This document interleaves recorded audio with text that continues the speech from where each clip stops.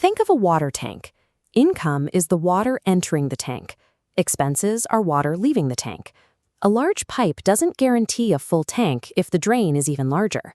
Let's test how you measure financial success.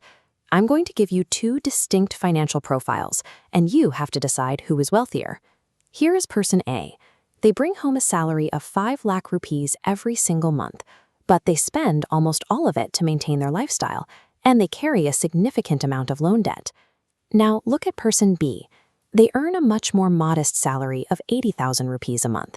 They save and invest a large portion of that paycheck, and they have zero debt.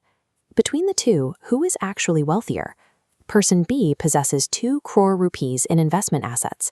Person A, despite the massive monthly cash flow, has a net worth of exactly zero. Society programs us to instinctively conflate the size of a paycheck with financial success. We end up chasing the wrong metric. We often conflate the money we actively make with the money we actually keep. Relying strictly on a high salary keeps top earners on a treadmill of work to cover expanding costs. Meanwhile, average earners look at those salaries and feel locked out of building wealth before they even begin.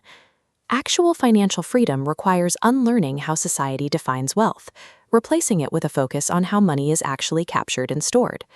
This diagram illustrates the economic concept of a flow. This is your income. It is the value you receive over a continuous period of time.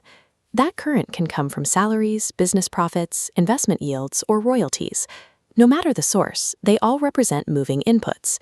The vulnerability of any flowing system is that it requires constant motion. If the activity generating the flow stops, the financial input ceases immediately. Contrast that with wealth, which is defined as a stock.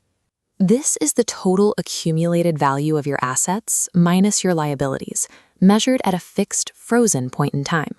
Wealth cannot exist as a moving current. You only create it when you successfully capture that flow, freeze it, and hold it as stock.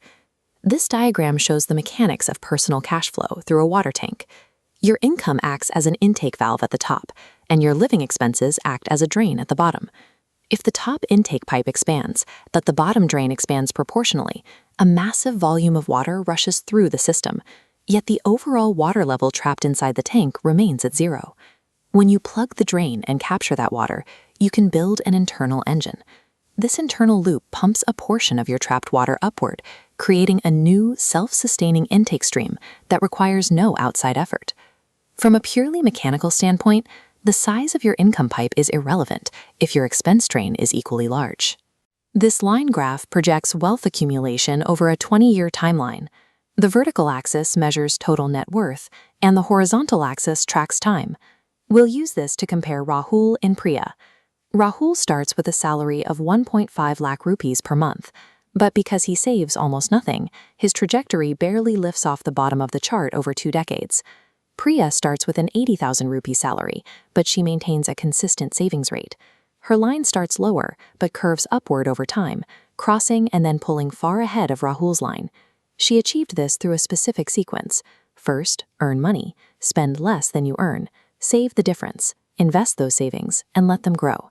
Absolute income merely initiates the process.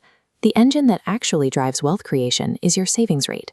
Evaluate your own bank accounts and spending habits through the lens of this closed-loop model. A high salary functions as a tool, a larger shovel you can use to dig for the assets that represent actual security. In early life, your primary tool is human capital, your ability to trade time and skills for a paycheck. But long-term security relies on financial capital, your assets' ability to generate value on their own. The goal is to stop measuring your financial health solely by your human capital. You have to begin converting your surplus monthly income into financial capital. Long-term financial success is never about what you earn. It is entirely dictated by what you keep.